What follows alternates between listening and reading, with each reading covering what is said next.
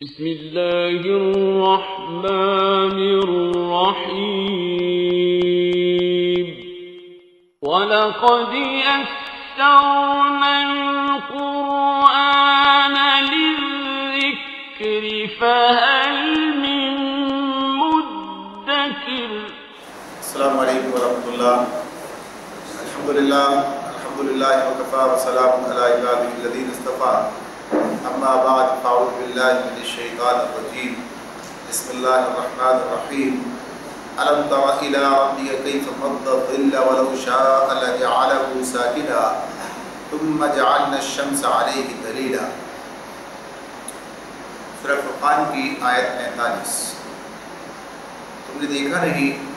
کہ تمہارا رب کس طرح سایہ پھیلا دیتا ہے؟ اگر وہ چاہتا تو اسے دائمی سایہ بنا دیتا۔ ہم نے سورج کو اس پر دلیل بنایا۔ اللہ تعالیٰ کی قدرت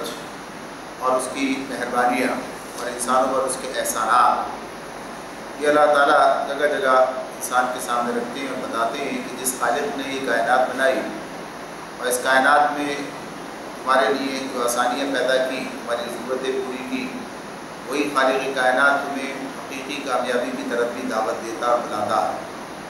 اور انسان کو شرک سے بچانے کے لیے ساری باتیں اس کے سامنے اللہ تعالیٰ نے رکھی ہیں۔ یہ تمہاری ضرورت کی چیزیں ہیں، ذرا غور کرو۔ کسی حکیم نے انہیں تمہارے ساتھ تمہارے لیے اس طرح سے مرتب کیا ہے، اور اس کی حکمت کے تمام مظاہر ہیں جو تمہارے سامنے آتے ہیں۔ اور اسی اعتبار سے شرک کی نفی بھی ہے کہ کسی اور نے یہ کام نہیں کیے، اور پھر یہ بات بھی کہ کوئی ہے جو کہ اس کام کو کرنے والا ہے۔ اس میں اللہ تعالیٰ نے سائے کو دلیل بنایا۔ سایہ جو ہے، یعنی سایہ سے مراد وہ سایہ نہیں کہ جو انسان کا سایہ ہے، وہ بھی سایہ ہی ہوتا ہے، لیکن مراد کیا ہے اسے کہ جو دھوپ اور چھاؤں کی جو بات ہم کہتے ہیں، یعنی جو سایہ پڑتا جاتا ہے درختوں کے نیچے، مکانوں کے ساتھ، چھتوں کے یعنی نیچے، اور دیواروں کا سایہ۔ تو اس اعتبار سے یہ بات ہے کہ اللہ رب العالمین نے یہ چیز انسان کے لیے بنائی، اور اس طریقے سے بنائی کہ انسان کے لیے یہ مفید ہے۔ یعنی اگر سایہ نہ ہو، سایہ انسان حاصل کرتا ہے، مکانات بناتا ہے، اس کے سائے کے اندر رہتا ہے، اگر اس کے لیے سائے سے بچنے کا کوئی یعنی دھوپ سے بچنے کا کوئی انتظام نہ ہو، تو انسان یہ بات زیادہ عرصے تک برداشت نہیں کر سکتا کہ وہ مستقل دھوپ کا جو ہے وہ سامنا کرنا پڑے۔ اس سے اسے نقصان ہوگا اور اس کی موت بھی واقع ہو سکتی ہے۔ اللہ رب العالمین نے جہاں بنی اسرائیل کے لیے بات بتائی کہ ان پر اللہ نے احسانات کیے تھے جب وہ صحرائے سینا میں نکلے، یعنی جب مصر سے نکل کر وہ صحرائے سینا میں تھے، طویل عرصہ انہیں وہاں گزارا ہے، اور اتنے طویل عرصے میں اللہ تعالیٰ نے جو نعمتیں انہیں عطا فرمائی، اس میں ایک نعمت یہ بھی تھی کہ ان کے لیے دائمی سائے کا یعنی بادل کا انتظام کر دیا اللہ نے، کہ ان کے لیے سایہ جو تھا وہ موجود تھا، ورنہ دھوپ سے ہی ہلاک ہو جاتے ہیں۔ تو اس اعتبار سے کہ انسان کی ضرورت ہے۔ پھر یہ بات بھی اگر مستقل سایہ ہو جائے، ہر چیز پہ سایہ آ جائے، تو بھی انسان کے لیے یہ بات جو ہے مشکل ہو جائے گی، یعنی بعض چیزیں جہاں دھوپ کی ضرورت ہوتی ہے۔ تو اس اعتبار سے یہ بات یہاں بتا دی گئی ہے کہ اللہ رب العالمین نے یہ تمہارے لیے سائے کا، دھوپ کا یہ سارا انتظام کیا، اور پھر اسی اعتبار سے گویا کہ یہ سورج کو اس کا ذریعہ بنایا۔ تو جو دلیل کا لفظ استعمال ہوا ہے کہ سورج کو اللہ نے اس پر دلیل بنایا، سورج کو اس پر دلیل بنایا، تو دلیل اس بنیاد پر اس کو کہا جا رہا ہے، ملاحوں کی اصطلاح میں دلیل اس شخص کو کہتے ہیں جو کشتیوں کو راستہ بتاتا ہوا چلتا ہے۔ سائے پر سورج کو دلیل بنانے کا مطلب یہ ہے کہ سائے کا پھیلانا اور سبڑنا سورج کے عروج اور زوال، یعنی سورج کا زوال ہوتا ہے، اس کا بڑھنا ہوتا ہے، اور طلوع و غروب کے تابع ہے۔ اللہ تعالیٰ نے یعنی اس کے ذریعے سے یہ کام کیا ہے، اور پھر اس اعتبار سے انسان کے لیے مفید بنایا ہے۔ پھر اللہ تعالیٰ آگے فرماتے ہیں اسی سائے کے بارے میں، اگلی آیت ارشاد فرمائی، ثم قبضناہ الینا قبضا یسیرا۔ ہم اس سائے کو یعنی جو ہم نے بنایا اپنی رب، اس سائے کو اپنی طرف رفتہ رفتہ اپنی طرف سمیٹتے چلے جاتے ہیں، رفتہ رفتہ اپنی طرف سمیٹتے چلے جاتے ہیں۔ یعنی سمیٹنے سے مراد کیا؟ غائب کر دینا، فنا ہو جانا، ختم ہو جاتا ہے، کیونکہ ہر چیز فنا ہوتی ہے وہ اللہ ہی کی طرف پلٹتی ہے، ہر شے اسی کی طرف سے آتی ہے اور اسی کی طرف جاتی ہے۔ تو اس اعتبار سے اب یہاں پر بھی دو چیزیں ہماری اس آیت کے دو رخ ہیں جو ہمارے سامنے آتے ہیں، ایک تو ظاہری الفاظ کے اعتبار سے آتا ہے، اور ایک باطنی طور پر یعنی اس کے اندر جو ہے اشارہ موجود ہے۔ تو ظاہر کے اعتبار سے یہ بات ہے کہ یہ غفلت میں پڑے ہوئے مشرکین کو بتا رہی ہے کہ اگر تم دنیا میں جانوروں کی طرح نہ جیتے اور کچھ عقل و ہوش سے کام لیتے تو یہی سایہ جس کا تم ہر وقت مشاہدہ کرتے ہو تمہیں یہ سبق دینے کے لیے کافی تھا کہ نبی جس توحید کی تعلیم تمہیں دے رہا ہے وہ بالکل برحق ہے، تمہاری ساری زندگی یعنی اسی سایہ کے ساتھ مد و جزر سے وابستہ ہے۔ ابدی سایہ ہو جائے تو زمین پر کوئی جاندار مخلوق بلکہ نباتات تک بھی باقی نہ رہے، کیونکہ سورج کی روشنی اور حرارت ہی پر ان سب کی زندگی موقوف ہے۔ سایہ بالکل نہ رہے تب بھی زندگی محال ہے، ہر وقت سورج کے سامنے رہنا ہی مشکل ہے۔ تو دھوپ اور سایہ کے جو تغیرات ہیں، ان تغیرات کے اندر بھی اللہ نے جو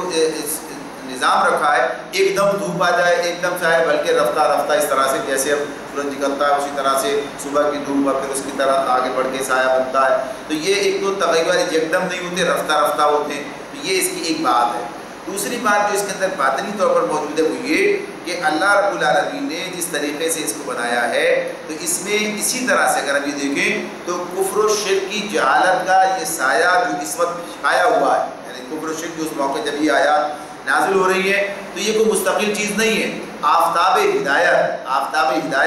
یعنی قرآن محمد صلی اللہ علیہ وسلم کی صورت میں، یعنی اللہ کے رسول اللہ کی کتاب کی صورت میں طلوع ہو چکا ہے، بظاہر سایہ دور دور تک پھیلا نظر آتا ہے، یعنی کوئی تغیر کا معاملہ جو ہے اس طرح نظر نہیں آتا ہے، کوئی ایسے حالات بدل جائیں گے، لیکن اللہ تعالیٰ یہ بات بتا رہے ہیں کہ جو یہ آفتاب چڑھے گا سایہ جو ہے وہ گھٹتا چلا جائے گا، جیسے جیسے سورج نکلتا آگے بڑھتا ہے سایہ چھوٹا ہوتا چلا جاتا ہے اور آہستہ آہستہ سایہ جو ہے سکڑتا جائے گا۔ اور پھر اسی میں یہ کہ صبر کی ضرورت ہے، اس لیے کہ اللہ کا قانون کبھی یکلب تغیر کا جو ہے وہ اس طرح سے تغیرات نہیں لاتا ہے، بلکہ آہستہ آہستہ، جیسے مادی دنیا میں سورج آہستہ آہستہ ہی چڑھتا اور سایہ آہستہ آہستہ ہی سکڑتا ہے، اسی طرح فکر و اخلاق کی دنیا میں بھی آفتاب ہدایت کا عروج اور سایہ دلالت کا زوال آہستہ آہستہ ہی ہوگا۔ یعنی اس اعتبار سے اللہ تعالیٰ یہ بات بھی اس میں بین الصدور بتا رہے ہیں، تو اس کا یہ باطنی پہلو سامنے آ جاتا ہے۔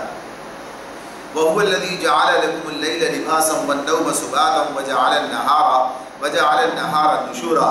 اور وہ اللہ ہی ہے جس نے رات کو تمہارے لیے لباس اور نیند کو سکون موت اور دن کو جی اٹھنے کا وقت بنایا۔ یعنی یہ اللہ تعالیٰ کی مزید اور قدرت کے اور نشانیاں کہ اب اس میں رات کی بات اور نیند کی بات اور دن کا معاملہ، تینوں چیزیں اللہ تعالیٰ نے اس میں ہمارے سامنے رکھی ہیں۔ تو رات کی کیفیت کیا ہے، دن کی کیفیت کیا ہے، تو اب اس کے اندر بھی اگر اس آیت کو بھی دیکھیں تو اس کے بھی تین رخ ہمارے سامنے آتے ہیں، اس آیت کے تین رخ آتے ہیں۔ ایک رخ سے یہ توحید پر استدلال کر رہی ہے، دوسرے رخ سے یہ روزمرہ کے انسانی تجربے اور مشاہدے سے زندگی بعد موت کے امکان کی دلیل فراہم کر رہی ہے، اور تیسرے رخ سے پھر وہ ایک لطیف انداز میں بشارت دے رہی ہے کہ جاہلیت کی رات ختم ہو چکی، اب علم و شعور اور ہدایت و معرفت کا روز روشن نمودار ہو گیا ہے، اور ناگزیر ہے کہ اب یہ نیند میں پڑے ہوئے لوگ جو ہیں یہ بیدار، دیر سے بیدار ہوئے جلدی بیدار، بہرحال اب یہ معاملہ ہو گیا ہے۔ تو اس اعتبار سے یہ بات جو ہے یہاں پر بتا دی گئی کہ یہ چیز جو ہے کیفیت بدلنے والی ہے۔ تو اللہ نے ایک طرف یہ اس اعتبار سے بتا دیا کہ جو ظاہری طور پر انسان کے لیے کتنا ہی ضرورت کا معاملہ ہے، اسی طرح سے یہ کہ دن اور رات کا تغیر جو ہے اب یہ بھی انسان کے لیے سوچنے کی بات ہے۔ وَهُوَ الَّذِي أَرْسَلَ الرِّيَاحَ بُشْرًا بَيْنَ يَدَيْ رَحْمَتِهِ وَأَنزَلْنَا مِنَ السَّمَاءِ مَاءً طَهُورًا، اور وہی ہے جو اپنی رحمت کے آگے آگے ہواؤں کو بشارت بنا کر بھیجتا ہے، پھر آسمان سے پاک پانی نازل کرتا ہے تاکہ لنحیی بِهِ بلدة میتا ونسقیہ مما خلقنا انعاما واناسیا کثیرا، فرمایا لنحییہ بِهِ بلدة میتا، تاکہ اس کے ذریعے سے مردہ علاقے کو زندگی بخشے، ونسقیہ مما خلقنا انعاما واناسیا کثیرا، اور اپنی مخلوق میں سے بہت سے جانوروں اور انسانوں کو سیراب کرے۔ یعنی پاک پانی کا جو نزول ہے، آسمان سے جو بارش برستی ہے، یہ پاک پانی ہوتا ہے، یعنی اعتبار سے وہ کہیے کہ ہر قسم کی گندگی اور نجاست سے پاک ہوتا ہے، سب زمین پہ آنے کے بعد یہ سب چیزیں اس کے ساتھ شامل ہوتی ہیں۔ تو اللہ تعالیٰ یہ پاک پانی کو نازل کرتا ہے اور پھر اس کے ذریعے سے ایک مردہ علاقے کو سیراب کرتا ہے تاکہ اس کے ذریعے سے اس کو زندگی بخشے، یعنی زمین کا جو زندگی، زمین کے اندر نباتات کا اگنا، اس بات کو اللہ تعالیٰ نے کئی مقامات پر اپنی نشانی کے طور پر بیان کیا ہے کہ جب بارش برستی ہے تو یہ زمین جو ہے اس کے اندر سے جو تغیر واقع ہوتا ہے کہ پھر اللہ تعالیٰ اس کے اندر جو ہے جو مردہ پڑی ہوئی جڑیں ہیں اور جو جہاں بیج پڑے ہوئے ہیں وہ سب جو ہے اگ جاتے ہیں اور زمین جو ہے وہ کہیے کہ ایک طرح سے زندہ ہو جاتی ہے۔ تو اللہ تعالیٰ یہ بات بتاتے ہیں کہ اس کے ذریعے زندگی بخشی، اور پھر مزید کیا اس کا کام ہے کہ آپ اسی پانی کے ذریعے سے بہت سے جانور اور انسانوں کو سیراب کریں۔ تو اس اعتبار سے یہاں پر بھی یہ بات جو سامنے آ رہی ہے تو اس میں بھی توحید کے دلائل بھی ہیں اور آخرت کے دلائل بھی ہیں۔ یعنی آخرت کے تو وہی بات آ گئی، زمین زندہ پھر دوبارہ اللہ تعالیٰ کیسے زندہ کر دیتا ہے۔ اب پھر اسی اعتبار سے یہ بھی ہے کہ یہ جو جاہلیت کا دور، خشک سالی اور قحط کا دور تھا، جس میں انسانیت کی ضمیر بنجر ہو کر رہ گئی تھی، اب یہ اللہ کا فضل ہے کہ وہ نبوت کا ابر رحمت لے کر آیا جو علم وحی کا خالص آب حیات برسا رہا ہے۔ اس میں اس کو بھی اللہ نبوت کو بھی بارش سے تعبیر کرتے ہیں۔ جیسے زمین پر بارش کا نزول جو ہے وہ اس کے لیے زندگی کا باعث بن جاتا ہے، ایسے نبوت کا جب اللہ تعالیٰ نبوت جو ہے نازل کر دیتا ہے، مبعوث کر دیتا ہے، نبی کو کتاب نازل کرتا ہے، ہدایت اس کی طرف سے آتی ہے، تو یہ جو کہیں انسانیت مردہ پڑی ہوئی تھی تو اس انسانیت کے اندر بھی زندگی کے آثار پیدا ہو جاتے ہیں۔ اور جس طرح سے زمین اپنے خیر کی جو چشمے اگل دیتی ہے، یعنی جہاں جہاں اس کے اندر وہ خیر کی چیزیں پھیلی موجود ہیں، جڑیں اور کہیے کہ بیج وہ ابھر کر سامنے آتے ہیں، تو ایسی جو انسانیت کے ایسے نمونے جو کہیں ایسی ہدایت نہ ہونے کے باعث ایک طرح سے مردہ پڑے تھے، تو جیسی ہدایت آتی ہے تو ویسے ہی وہ اسے قبول کرتے اور پھر وہ خیر کا سلسلہ جو ہے وہ آگے بڑھتا ہے، جاری ہو جاتا ہے۔ تو اسی اعتبار سے اس کے اندر یہ دونوں چیزیں ہمارے سامنے آتی ہیں۔ وَلَقَدْ صَرَّفْنَاهُ بَيْنَهُمْ لِيَذَّكَّرُوا فَأَبَىٰ أَكْثَرُ النَّاسِ إِلَّا كُفُورًا۔ اس کرشمے کو ہم بار بار ان کے سامنے لاتے ہیں تاکہ وہ کچھ سبق لیں، مگر اکثر لوگ کفر اور ناشکری کے سوا کوئی دوسرا رویہ اختیار کرنے سے انکار کر دیتے ہیں۔ یعنی یہ بار بار یہ چیزیں، یعنی بارش بھی بار بار برستی ہے، اس سے بھی لوگ دیکھتے ہیں، اور پھر یہ جو اللہ تعالیٰ نے سلسلہ نبوت کا جاری کیا یہ بھی بار بار سامنے آتا ہے، پچھلی تاریخ جو ہے وہ ساری کی ساری سامنے۔ تو اس اعتبار سے انسان کے لیے یہ نمونے بار بار آتے ہیں اگر وہ غور کرے۔ تفکر تدبر کی جو دعوت دی گئی ہے وہ اسی اعتبار سے کہ انسان ان تمام معاملات کو دیکھے۔ یعنی جیسے بارش کی یہ مثال دی جو پہلے سے عرض کی گئی بات کہ یہ جو نبوت کو بھی اللہ تعالیٰ اس سے تعبیر کرتے ہیں کہ جب بھی اللہ تعالیٰ نے نبوت جو ہے وہ یہاں دوبارہ سے اثر نو کسی نبی کو بھیجا ہے زمین کے اندر، تو اس کے آتے ہی گلشن انسانیت جو ہے وہ لہلہا اٹھا ہے۔ جہالت اور جاہلیت کی جگہ علم نے لے لی ہے، ظلم و طغیان کی جگہ انصاف قائم ہو گیا ہے، فسق و فجور کی جگہ اخلاقی فضائل کے پھول کھلنے لگے ہیں۔ جس گوشے میں جتنا بھی اس کا فیض پہنچا شر کم ہوا اور خیر کا جو ہے وہ دوردارا ہوا، خیر میں اضافہ ہوا۔ انبیاء کی آمد ہمیشہ ایک خوشگوار اور فائدہ بخش فکری اور اخلاقی انقلابی کا موجب ہوا کرتی ہے۔ تو یہ نبی کا آ جانا کوئی ایسا نہیں کہ اس کو انسان اپنے لیے جو ہے شر سمجھے، بلکہ خیر کا باعث ہوتا ہے۔ اور یہ جو پیغام وہ لے کر آتے ہیں اور جو پیغام وہ دیتے ہیں لوگوں کو اور جو تحریک وہ چلاتے ہیں اور اس کے جو اثرات معاشرے کے اندر قائم ہوتے ہیں وہ سارے کے سارے جو ہے انسانیت کے لیے انتہائی مفید ہوتے ہیں۔ ہم یہ دیکھ سکتے ہیں کہ شرک کا وہ معاشرہ جو نبی کرم صلی اللہ علیہ وسلم سے پہلے عرب کے اندر موجود تھا وہ انہی لوگوں کے لیے مصیبت بنا ہوا تھا، لیکن جب اسلام کا خیر جو دعوت تھی جو ان کے درمیان آئی انہوں نے قبول کیا، تو پھر جو خیر کا سرچشمہ وہ علاقہ وہ لوگ بن گئے کہ صرف وہی کے لوگ نہیں اس سے مستفیض ہوئے بلکہ دنیا کے اندر وہ خیر پھیلی اور اس کے فوائد سے دنیا جو ہے مستفیض ہوئی۔ اور جو انسان صدیوں سے غلام بنے ہوئے تھے، انسانوں کے انسان غلام بنے ہوئے تھے، وہاں سب کے اندر اس غلامی سے ان کو نجات ملی اور عدل کا ایک ایسا نظام قائم ہوا جس کے نظیر جو ہے ہمیں دنیا کے اندر نہیں ملتی ہے۔ تو اس اعتبار سے اللہ تعالیٰ بتاتے ہیں کہ اس کے اندر بھی کتنی خیر رکھی ہے۔ دیکھو جب بھی ایسا ہوا سلسلہ چلا یہ ساری باتیں سامنے آئیں، نے فرمایا وَلَوْ شِئْنَا لَبَعَثْنَا فِي كُلِّ قَرْيَةٍ نَذِيرًا، اگر ہم چاہتے تو ایک ایک بستی میں ایک ایک نذیر اٹھا کھڑا کرتے۔ نبی کرم صلی اللہ علیہ وسلم کو اللہ تعالیٰ نے نبی بنایا ہے، لیکن نبی کرم صلی اللہ علیہ وسلم کا معاملہ کیا ہے کہ آپ کو اللہ تعالیٰ نے آخری رسول کے طور پر، یعنی پوری آخری رسول اور پوری دنیا کے لیے، یعنی کسی خاص علاقے کسی خاص قوم کے لیے نہیں، کسی خاص وقت کے لیے نہیں، بلکہ اللہ نے عالمین کے لیے آپ کو جو ہے رسول بنا کر بھیجا اور رہتی دنیا تک کے لیے آخری رسول بنا کر بھیجا۔ تو یہاں پر یہ بات بتائی جا رہی ہے اسی اعتبار سے کہ اللہ کے لیے کام مشکل نہیں، لیکن جس کی ایسی جب ضرورت رہی اللہ تعالیٰ ویسے انبیاء بھیجتے رہے۔ لہٰذا اب یہاں کیا ہے تو اللہ تعالیٰ نے اس طرح اب جو کیفیت ہے وہ یہ کہ جس طرح ایک صورت پورے جہان کے لیے کافی ہے، تو اب اللہ تعالیٰ نے اسی طرح سے یہ آفتاب ہدایت بھیجا ہے نبی کرم صلی اللہ علیہ وسلم کی صورت میں، تو اب یہ بھی سب جہان والوں کے لیے کافی ہے۔ اور یہ بات اس کو آج تجربے سے ہم دیکھ چکے ہیں ہمارے سامنے۔ کہ نبی اکرم صلی اللہ علیہ وسلم کی ہدایات اور آپ کی جو نمونہ عمل ہے وہ پوری دنیا میں آج جس طرح سے موجود ہے اور جس طریقے سے آج بھی وہ خیر کا ذریعہ بنا ہوا ہے، یہ اپنی مثال آپ ہے۔ تو اللہ تعالیٰ آگے فرماتے ہیں فَلَا تُطِعِ الْكَافِرِينَ وَجَاهِدْهُمْ بِهِ جِهَادًا كَبِيرًا، بس اے نبی کافروں کی بات ہرگز نہ مانو اور اس قرآن کو لے کر ان کے ساتھ جہاد کبیر کرو۔ اب یہ نبی اکرم صلی اللہ علیہ وسلم کو اللہ تعالیٰ ہدایت دے رہے ہیں، یعنی دلائل دیے پیچھے، آگے پھر دلائل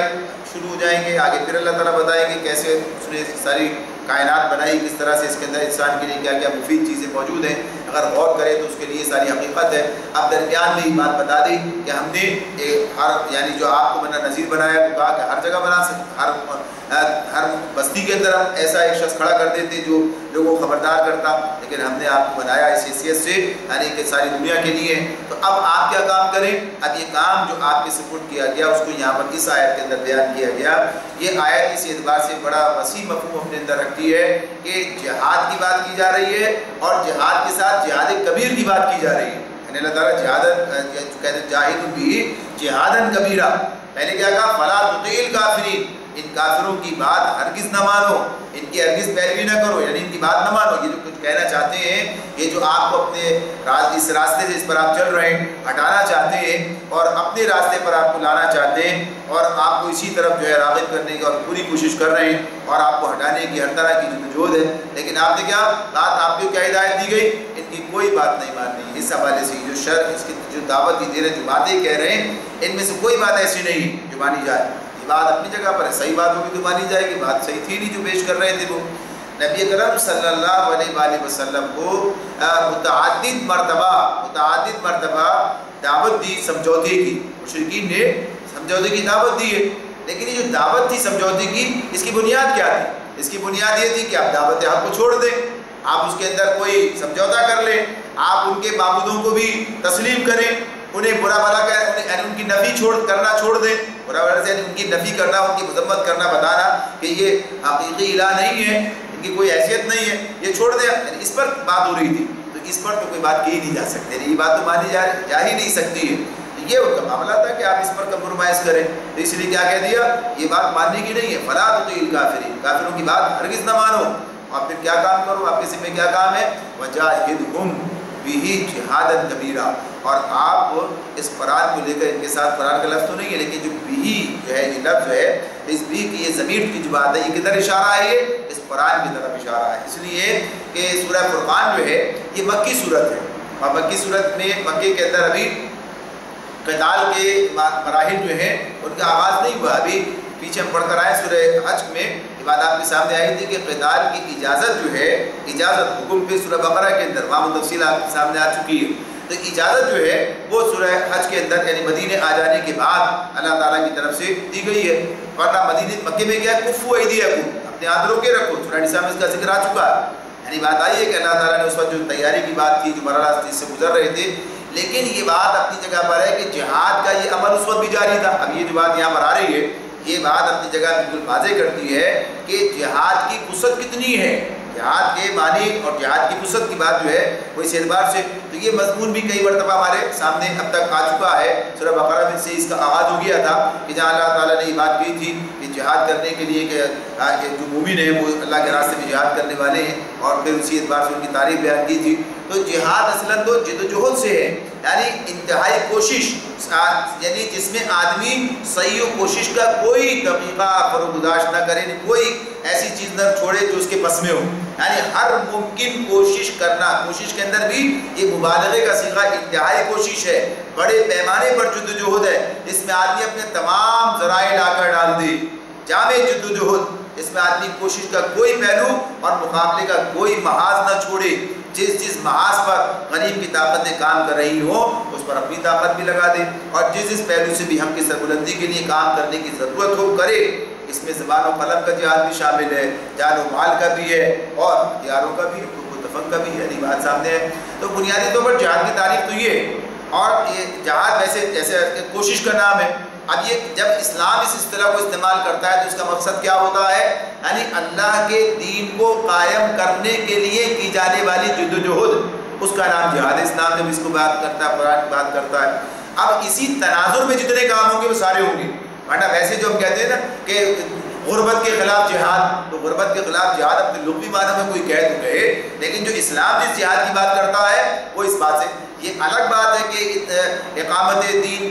کے نتیجے میں یہ کام بھی ہوگا، یعنی خدمت خلق میں اس کا ایک حصہ ہوگا، اور یہ وہ کہیے کہ اس کے نتیجے میں یہ دین قائم ہو جائے تو یقیناً غربت کا خاتمہ ہو جائے، جیسے نبی اکرم صلی اللہ علیہ وسلم کا زمانہ ہے، یا خود قرآن کہتا ہے کہ اگر یہ ان کتابوں کو قائم کیا جاتا،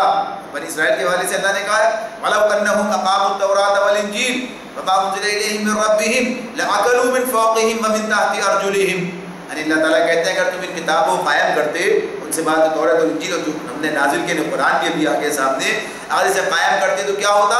زمین سے رزق بنتا اور آسمان سے برستا، یعنی بات ہے تو اور کیا لَأَكَلُوا مِن فَوْقِهِمْ، تم کھاتے، عقل یعنی عقل کی بات، کھانے کی بات ہو رہی، کھاتے اوپر سے اور نیچے سے، یعنی ہر طرف سے رزق کی بہتات ہوتی، بات ہے ظاہر ہے، تو جب یہ بہتات ہوگی تو کیا ہوگا؟ بہتات ہونے کے نتیجے میں معاشی ترقی کے نتیجے میں غربت بڑھ جائے گی، یہ بات اپنی جگہ ہے،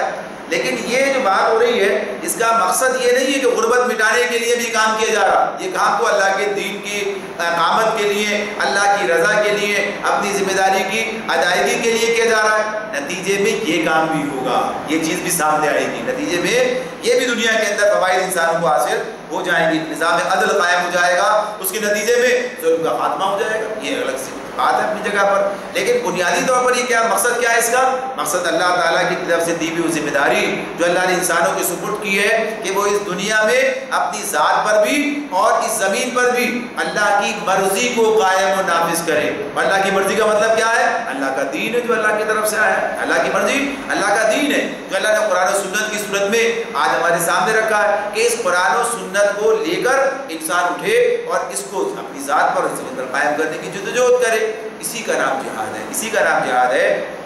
اب اس میں یہ مراحل بھی آتے ہیں، جیسے قتال کے مرحلہ بھی اس کے اندر آئے گا، اس کا حصہ ہے، بلکہ گویا کہیے کہ اس کی چوٹی ہے، اس کا کوہان ہے، یعنی اس کی بلندی ہے، یعنی وہ حتمی مرحلہ ہے جس کے اندر جا کر جو انسان یعنی اپنی کوششوں کو اس مرحلے تک لے کر جاتا ہے، اور پھر اللہ تعالیٰ وہاں پر سے اسے جو نعمتیں و برکتیں عطا فرماتا ہے، کام مکمل ہوتا ہے۔ تو بس یہ بھی بات ہمارے سامنے رہنی چاہیے کہ جہاد کی جو وسعت ہے وہ یہی کہ جو کام بھی اس مقصد کے لیے کیا جائے گا، یعنی آدمی کی نیت کا معاملہ ہے، آدمی کی نیت اور نیت کے ساتھ اس کا وہ منصوبہ جس کے لیے ظاہر سے نیت ہماری اچھی ہے لیکن طریقہ کار ہمارا درست نہیں ہے، ظاہر سی بات نہیں بنے گی، نیت بھی درست اور طریقہ کار بھی درست ہے، جیسے نبی اکرم صلی اللہ علیہ وآلہ وسلم نے اس جدوجہد کو انجام دیا ہے، یعنی آپ نے اس میں یہ آیت ہمارے سامنے یہ بات رکھ دیتی ہے کہ نبی اکرم صلی اللہ علیہ وآلہ وسلم مکے میں جو جدوجہد کر رہے تھے وہ جدوجہد بھی اسی یعنی جہاد ہی کے عنوان سے تھی، یا اس کے لیے بھی جو عنوان دیا جائے گا وہ جہاد کا عنوان ہے۔ یہ بات اپنی جگہ ہے کہ جہاد کا ایک مرحلہ دعوت بھی ہے، یعنی دعوت کس چیز کی ہے؟ بنیادی طور پر دعوت کس چیز کی؟ دعوت کا مطلب کیا ہے؟ اگر دعوت کسی چیز کی اس چیز کی دی جا رہی ہے، جب جیسے کہ بات سامنے آ گئی کہ اسلام کے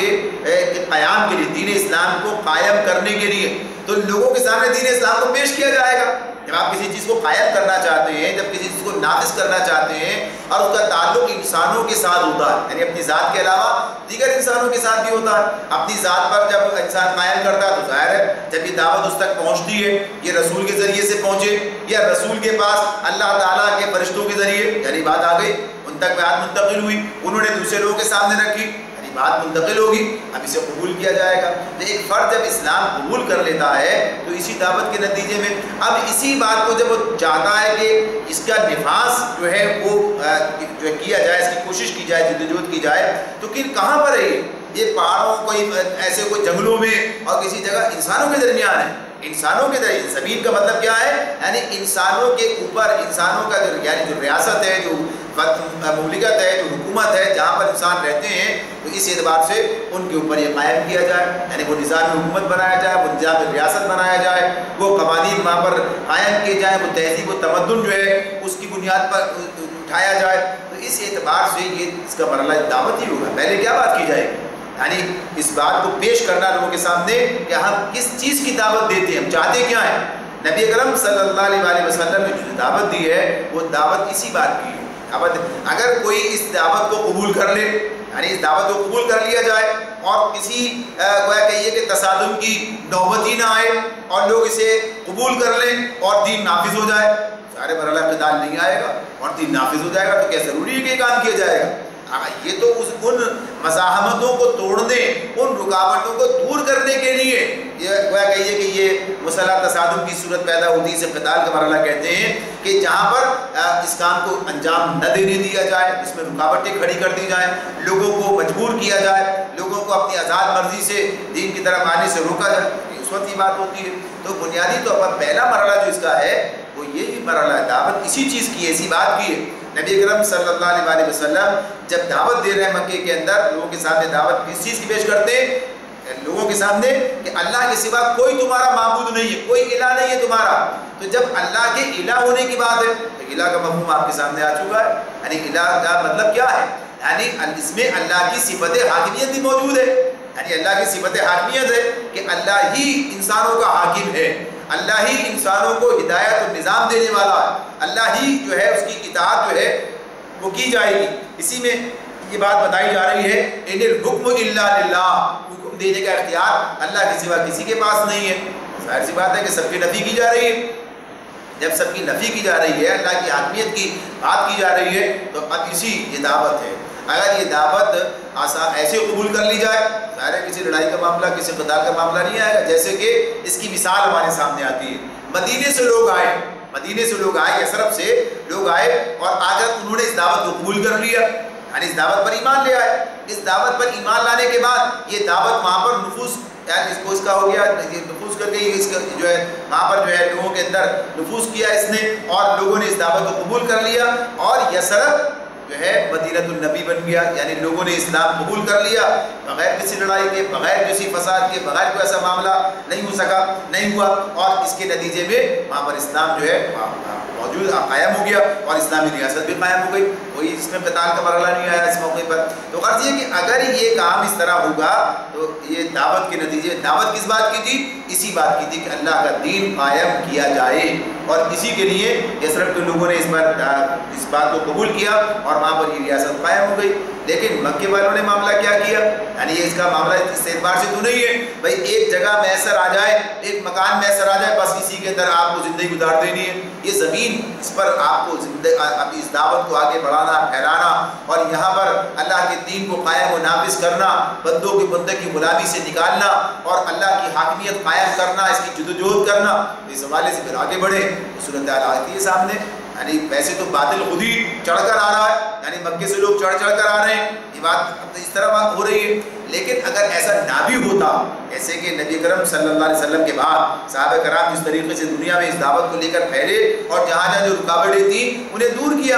یعنی جنگوں کے ذریعے سے معاملہ ہوا، مرحلہ قتال سے مرحلے طے ہوئے، تو اس اعتبار سے وہ مراحل آئے تو وہ کام بھی کیا گیا. تو یہاں پر یہ بات واضح ہو جاتی ہے کہ جہاد نام ہے اس جد و جہد کا جو اللہ کے دین کی سربلندی کے لیے کی جائے. اور اس میں جب جو مرحلہ ہے، جیسے پہلا مرحلہ دعوت ہی کا مرحلہ ہے، اسی کی بنیاد پر وہ تنظیم جو ہے بنے گی جو نبی کرم صلی اللہ علیہ وسلم نے بنائی. یعنی آپ کے جو مراحل ہیں دعوت کو ہمارے یعنی ساری جدوجہد کے، اس کو اگر ہم دیکھیں اپنے سامنے تو سب سے پہلے آپ نے وہ نظریہ پیش کیا، وہ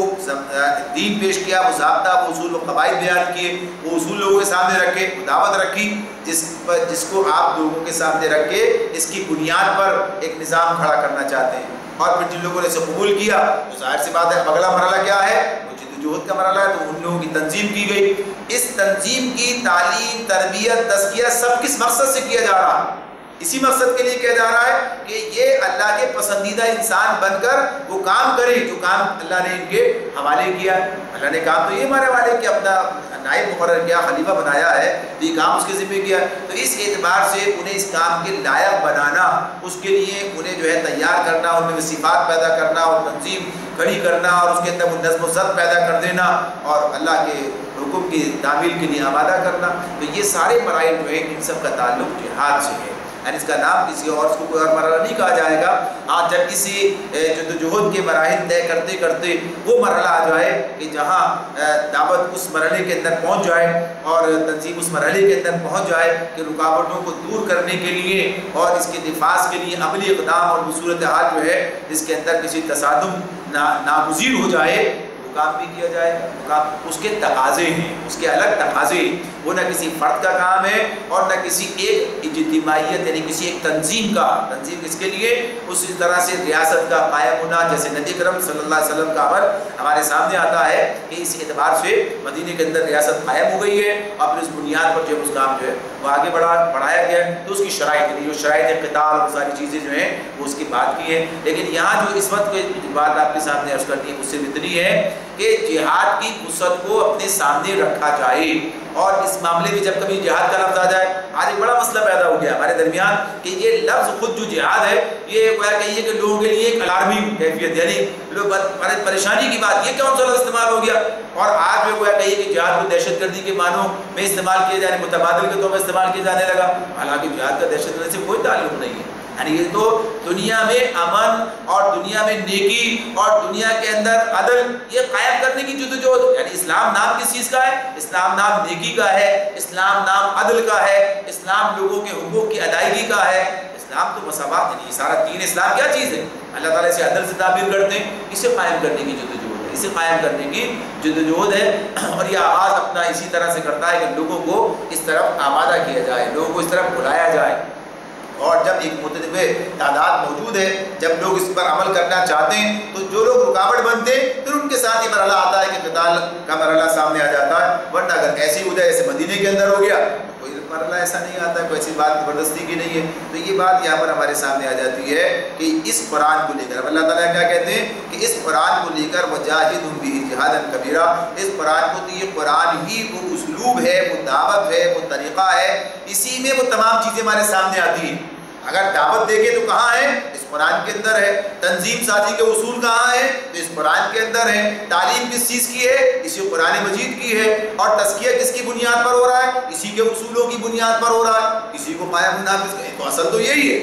یعنی اصل یہی ہے۔ جو آدمی اللہ کے دین کو قائم کرنا چاہتا ہے اور قرآن سے ناواقف ہے، قرآن کو پیش نہیں کرتا ہے، قرآن کے ساتھ کوئی وابستہ یعنی کوئی تعلق اس کا نہیں ہے، کیا کام کرنے کے لیے کھڑا ہوا ہے، کیا بات کر رہا ہے؟ ٹھیک ہے، یہ پھر لوگوں کی اپنی آزادی کی تحریکیں ہو سکتی ہیں، یعنی آزادی کی تحریکوں کی کوئی مذمت اور ان کی نفی نہیں ہے، لیکن بات کیا ہے؟ اسلام ایک الگ پیغام لے کر آتا ہے، جہاد ایک الگ تصور ہے، ایک الگ معاملہ ہے۔ اس کا تعلق اس سے نہیں ہے کہ آج اب انسانوں پر جو ہے کسی نے یعنی غلام بنا لیا جائے اور ایک قوم دوسری قوم کو اپنا غلام بنا لے، ایک ملک دوسرے ملک پر قبضہ کر لے، ہر اس کی مذمت ہوگی، بات درست نہیں ہوگی، لیکن اسلام جس مقصد کے لیے کام کرے، جہاد فی سبیل اللہ جسے کہا جاتا ہے، وہ بنیادی طور پر اللہ کے دین کو قائم کرنے کے لیے کی جانے والی جدوجہد کا نام ہے۔ اسی میں قوموں کی آزادی کا معاملہ، جیسے بنی اسرائیل کو مصر میں یعنی آزادی دلانے کا معاملہ، یہ بھی اس کا ایک حصہ تھا، اس کا ایک حصہ یہ بھی تھا، لیکن اصلاً چیز کیا تھی؟ اصل اللہ کے دین قیام ہی تھا، ورنہ جب فرعون غرق ہو گیا اب کام ختم ہو گیا، اب تو ٹھیک ہے واپس چلو مصر کے اندر رہیں گے، یعنی اب کون سا رکاوٹ باقی رہ گئی، لیکن معاملہ چلا آگے، چلو آپ کو تو اپنی جدوجہد میں آگے بڑھنا ہے، آپ کو چل گیا وہ فلسطین اور جو اس کو فلسطین کی طرف جانا ہے، ملک شام کی طرف جانا، یعنی اب تو آپ کو یہ سارے کام کرنے ہیں۔ تو اس اعتبار سے یہ بات ہے کہ اللہ تعالیٰ ہمارے سامنے یہ بات رکھ دیتے ہیں کہ جہاد کا یہ جو موضوع ہے، اس موضوع کو اپنے سامنے وضاحت سے رکھا جائے، اور یہ ذمہ داری ہے، یعنی اداروں کی بھی ذمہ داری ہے، ریاست کی بھی ذمہ داری ہے، تعلیمی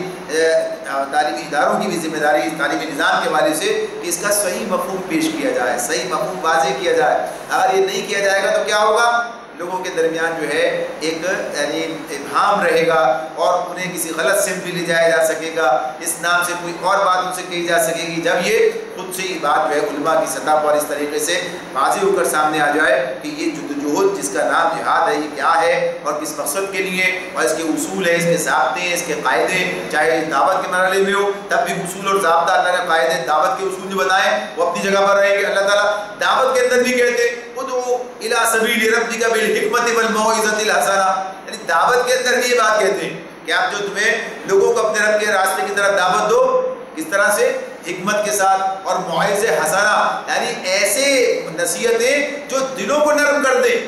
موعظت کسے کہتے ہیں؟ باس کسے کہتے ہیں؟ یہ تو دعوت کے اندر بھی اصول اور قاعدے اور ضابطے رکھتا ہے، اور اس کے اندر انسان کو پابند کرتا ہے کس طرح کام کرنا ہے. تو جب یہ طاقت کا استعمال کرے گا تو اس کے اندر کتنی پابندیاں اور کتنے ضابطے اور قاعدے جو ہیں ہمارے سامنے آئیں گے. تو یہی بات ہے، مکے کے اندر وہ افراد تیار کیے گئے کہ جب ان کے ہاتھ میں کوئی اصلاح دیا گیا تو اس اعتبار سے ان کی شان کیا تھی، ان کا تقویٰ کتنا تھا کہ اب یہ ان کی ذاتی معاملات کے اندر یعنی افراز کے لیے یعنی جذبات کے لیے بھی استعمال نہیں ہو سکتا. یہاں تک کہ یہ بات اس طرح ہمارے سامنے آ جاتی ہے. بڑا مشہور ایک واقعے سے اعتبار سے آتا ہے علی رضی اللہ تعالیٰ کے حوالے سے کہ جب انہوں نے کسی ایک مقابلے میں اس